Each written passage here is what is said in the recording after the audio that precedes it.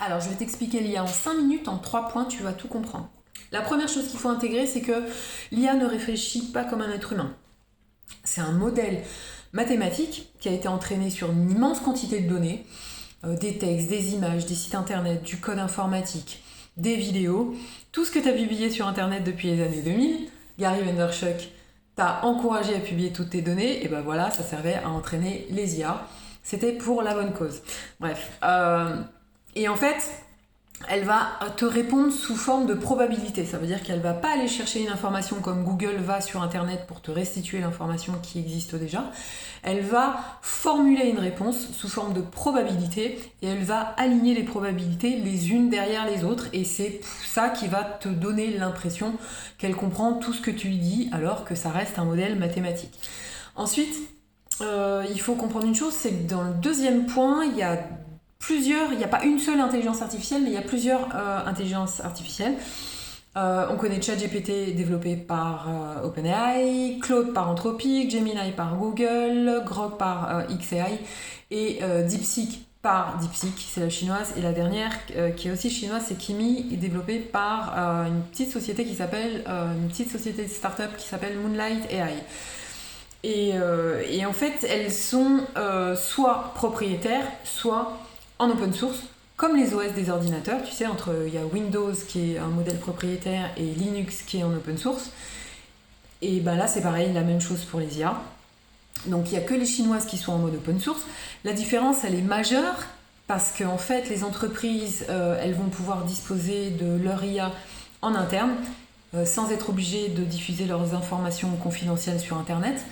Et ça va leur permettre donc de faire tourner leurs propres IA sur leur propre système sans être connectés au réseau. Donc, ce qui est assez important, notamment pour la confidentialité des données et pour le prix, parce que c'est vrai que pour l'instant, toutes les IA, elles perdent de l'argent, hein, ça ne leur rapporte pas de l'argent. Et leur objectif, c'est quand même d'acquérir un maximum d'utilisateurs, un peu comme les GAFA au début des années 2000, hein, Facebook, Google, dans une moindre mesure Amazon, voilà, étaient des gros modèles qui fonctionnaient presque à perte gratuitement pour acquérir des utilisateurs.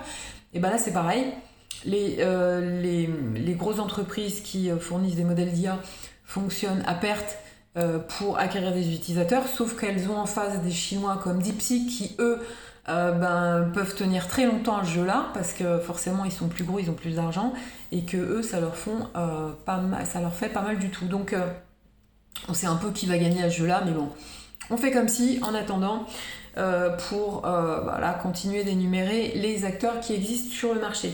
Alors, ces IA, elles ont toutes les mêmes fonctions, te donner un résultat, répondre à ta question, sauf qu'elles fonctionnent pas forcément de la même façon, elles n'ont pas été entraînées de la même façon. C'est pour ça que tu peux avoir des réponses assez différentes.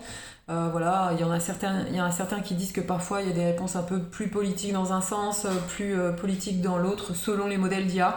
Bon, il faut tester. Après, il faut tester selon ses besoins, si tu as des besoins personnels, des besoins professionnels. Il faut faire la distinction, les tester. Il y a des modèles gratuits partout, donc tu peux largement les tester toi-même.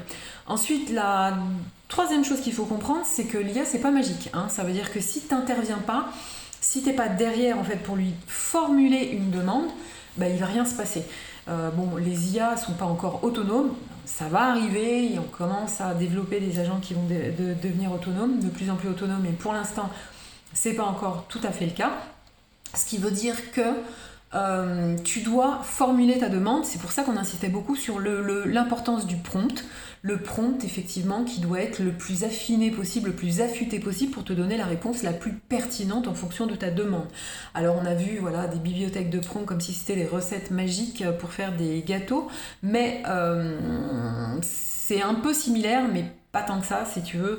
La recette va dépendre du cuisinier. Donc le cuisinier, c'est toi. Si tu as une bonne formulation de ta demande, si tu sais trouver les mots, alors si tu sais trouver les mots pertinents, les bonnes formulations, quand même les bonnes recettes tu vas pouvoir obtenir des réponses de plus en plus affûtées. Maintenant, on fonctionne différemment, ça veut dire on fonctionne en mode conversationnel sous forme d'itération, ce qui veut dire que tu vas affiner ta demande à force de conversation avec l'IA, et ce qui va te donner le résultat le plus pertinent.